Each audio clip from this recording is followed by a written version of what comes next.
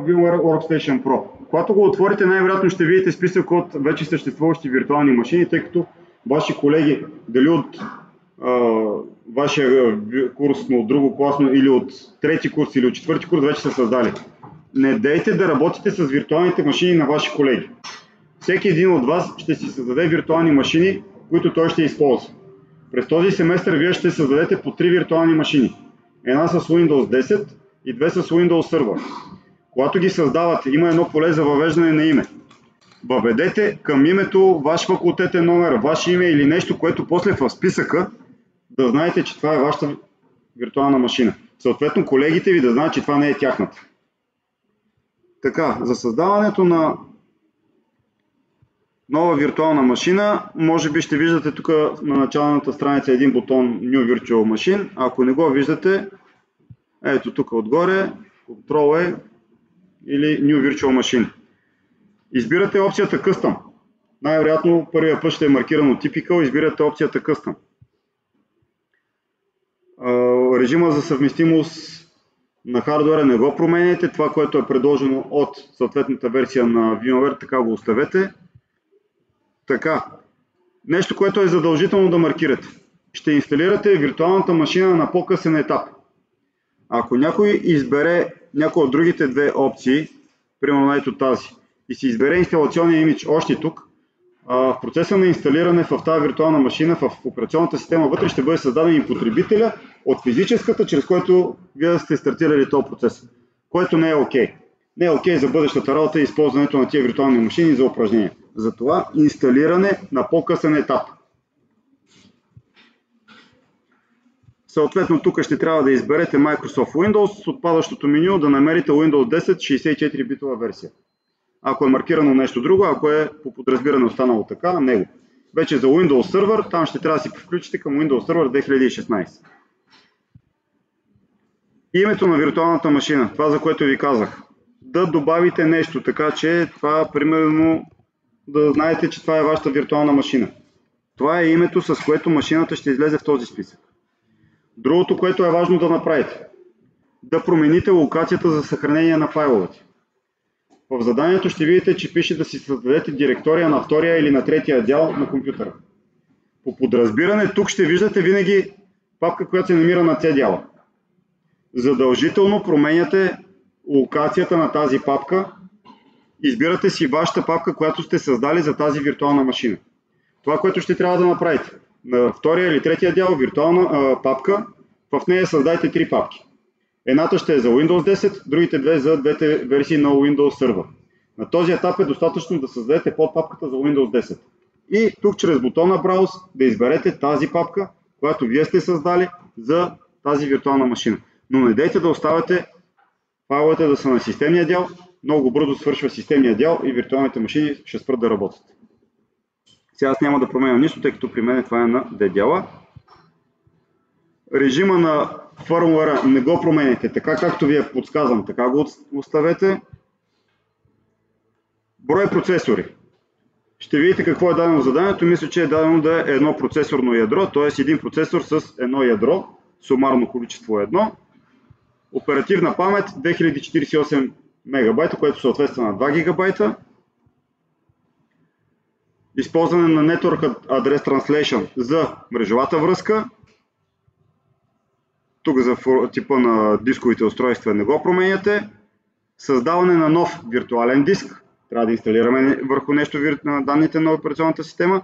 Размера трябва да стане 80 ГБ и избирате опцията съхраняване в единичен файл. Някой да не вземе да маркира тази настройка.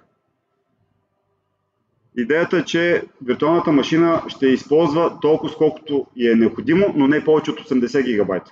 Ако маркирате тази настройка, файла веднага ще стане 80 ГБ. Независимо, че вътре има само 2 ГБ данни. Затова тази настройка не се маркира. Името на виртуалния диск.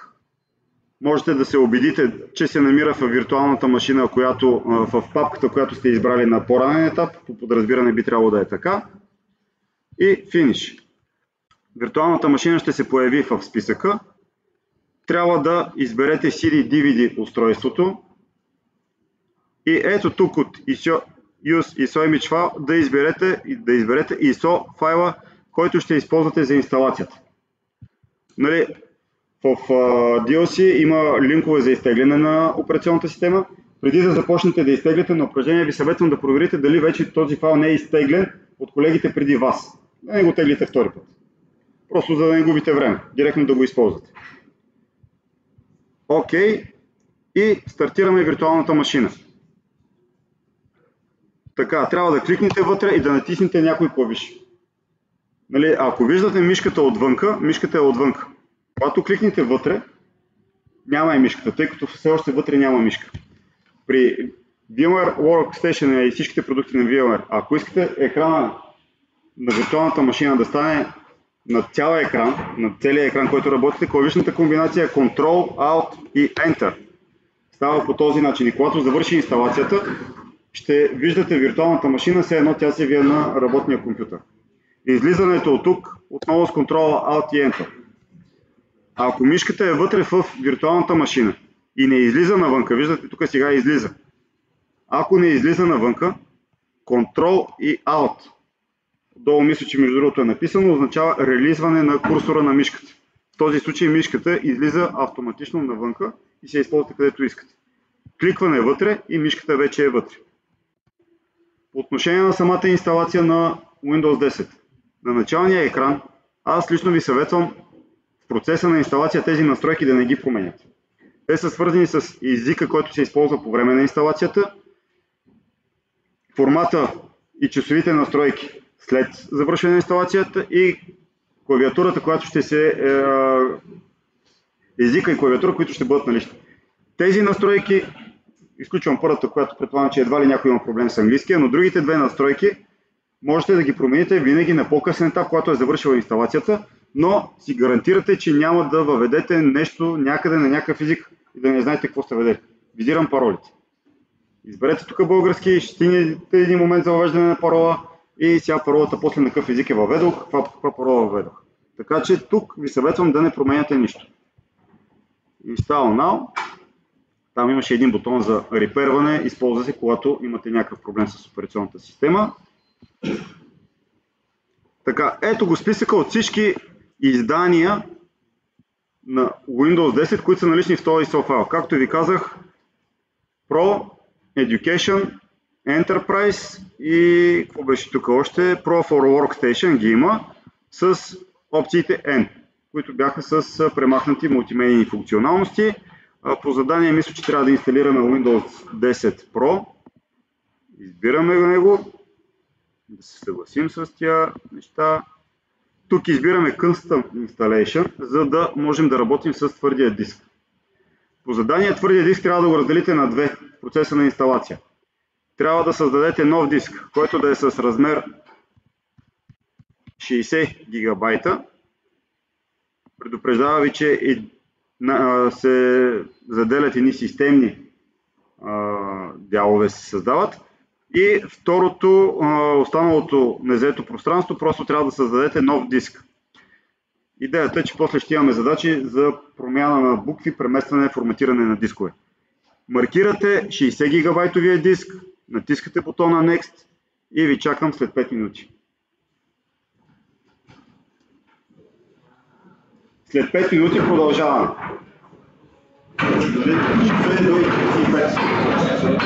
Значи, това е тук.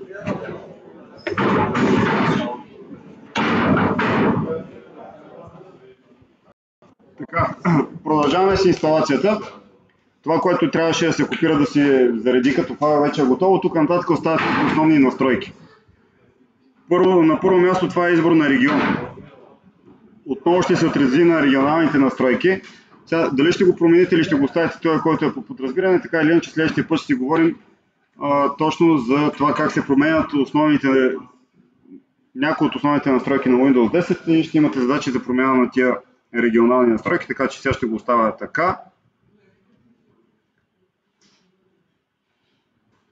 Както и за клавиатурата, стана си го на US, няма да добавям допълнителни езици.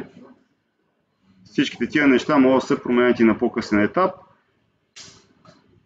Тук най-вероятно ще каже, че Няма връзка към интернет, защото мисля, че не успях да свържа лаптопа към някаква мрежа.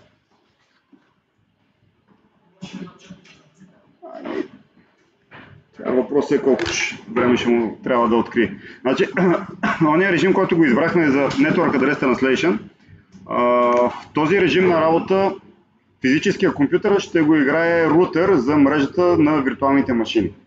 Така както в домовете си имате рутерчета, в случая рутерчето ще го играе физическия компютър, той ще предоставя адреси, ще управлява настройките, така че би трябвало да конфигурира мрежовия контролер без проблеми. И се надяваме, че тук в рамките на минутка ще продължи напред, за да видим и следващите стъпки, за да приключим.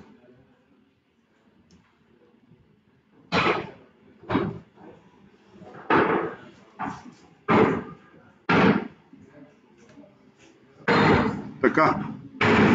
Сега, тази, както и следващите настройки, много зависят от това какво издание на Windows 10 сте избрали за инсталиране. Тъй като Pro версията, въпросът е как ще се ползва за лична или в организация. Като в един и в другия случай се променят някои от следващите настройки. Може ли пак да не се надвикваме?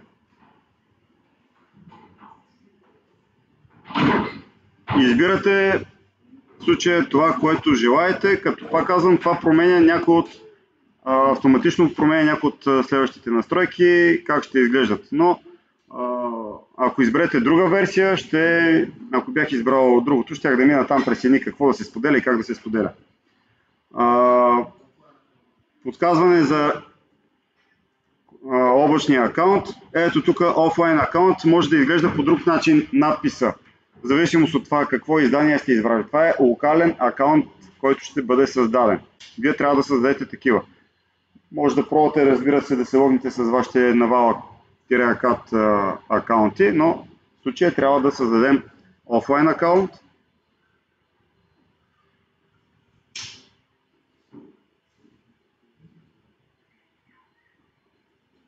Явно връзката към интернет е доста слаба и затова така се замисля повечко. В смисъл, в определени ситуации е по-добре изобщо да няма връзка, отколкото да има някаква, никаква. Тук едни такива допълнителни функции, настройки от Microsoft, нали, но карат ви още дето да използвате облачен акаунт. Така, потребител, юзър, парола. Ще видите, че ви е написана една парола. Може и без, но паролата, която ще ви бъде писана всеки път в заданията и ще има където се изисква парола, е пасворд с главно път, $2 и 0. Това е една парола, която Microsoft използват като стандартна в техните обучителни материали. Отговаря на всички изисквания за комплексност и сложност, в същия момент се помни лесно, защото е пасворд. Нали, реално, погледнато написано.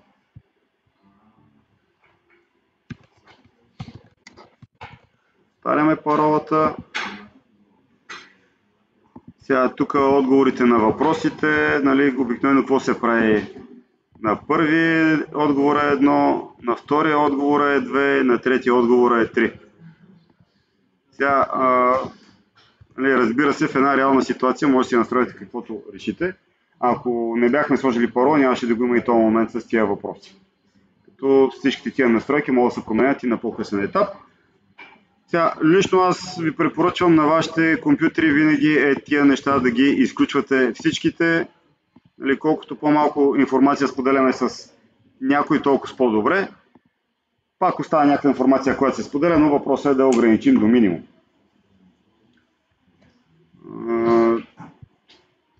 Activity History няма да използваме това на няколко устройства. Cortana да довършва тя някакви неща. Нали, то съветника на Microsoft се нарича Cortana. Стигаме до той Hi, преди беше Hello. На по-старите версии. Тук и различни цветове би трябвало да сменя, да върти. И сега ще почнат цветовете. Предполагам, че до минутка би трябвало инсталацията да е завършила. И оттам нататък да остават уния първоначални настройки, които ви казах, както и някои други.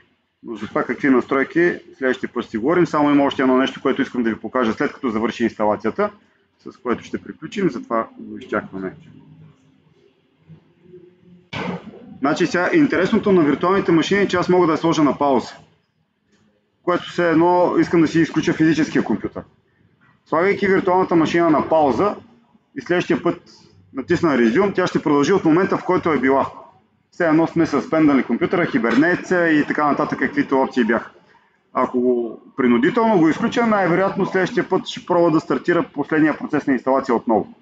В зависимост точно до къде е стигнал с записването на файловете, конфигурационните файлове. Въпрос къде ще спрете тока. Или сега мога да спре тока. Спирането на тока рестартирала процес. Точно в кой момент ще го рестартира не е много ясно. Ами точно това казвам, ако физически това принудителното спиране на процеса не е ясно точно в какъв момент от работа на инсталатора ще се случи. Затова точно какво ще е после не мога да се каже, докато не се види. Нали, може и да продължи отново процеса, може и да не продължи. Така, това, което искам да ви покажа по отношение на виртуалните машини. След като завърши инсталацията, задължително трябва да инсталирате ето това нещо, което се нарича VMware Tools. Това са инструментите за съвместимост между виртуалната и физическата машина. Приемете го като драйвери за операционната система, която е в виртуалната машина. Така, инсталирането на тия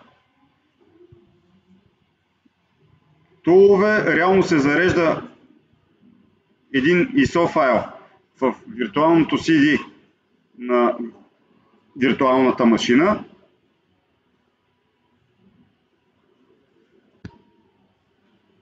Ето го това нещо, нали, може да излезе там бутон за какво да направя с това, което е заредено, може да не излезе. В CD устройството е, стартирате го и тук стъпките са да приемете просто това, което е маркирано, просто за да се инсталира. Нали, Next. Не е нужно да променяте на typical, от typical на complete или custom. Реално погледнато typical е съответствие на complete. Next install. Процесът завършва с искане за рестартиране. След като завърши рестартирането, все едно сте си инсталирали абсолютно всички драйвери на виртуалната машина и тя е готова за използване. Включително сега виждам инсталира видеодрайвера, най-вероятно сега ще разпъне картината на цял екран или ще стане след рестарта. Ето разпъна, вече е Full HD картината и така нататък. След като завърши инсталацията на VMware Tools и след като завърши рестартирането, създавате моментна снимка, snapshot. Ето това нещо тук, този бутон. Може и чрез десен бутон върху виртуалната машина, snapshot, take snapshot. Идеята на snapshot е да възстановите състоянието на виртуалната машина във всеки един момент към тази моментна снимка. Сега ако взимам take snapshot в този момент, при зареждане, каквото и да се случи след това, добавяне на файла, премахване на файла, инсталиране на програми, деинсталиране, промяна на конфигурации, натискайки ето този бутон, това връща към последния snapshot. Или избирайки менеджера и избор на snapshot, go to, yes. И сега виртуалната машина ще се върне в състоянието, в което беше, само че явно съм оцелил момент, в който вече е на зареждане и затова го връща така. Връща се там, в това състояние, в което е взет snapshot. Независимо какво сте правили. Може да сте ескапали, да не работи, revert to snapshot и тя е в работещото състояние. Хубаво е снапшотите да се правят при логнат потребител. Тоест, след като сте си въвели паролата, с оглед на това, че ако не помните каква е паролата в момента на снапшота, да имате някакви опции да свършите някаква работа вътре, евентуално да си смените паролата по някакъв начин. Така че е хубаво, след като сте се логнали, take snapshot и оттам нататък сте спокойни, че следващия път, ако нещо се развали, няма да преинсталирате. Изключително важно за Windows Server виртуалните машини, които ще да правите. Сега за Windows 10 не е толкова важно, тъй като това ще го ползваме за две упражнения, не повече. Но за Windows Server ще е изключително важно, тъй като ще се ползва до края на семестъра. Така, спирам.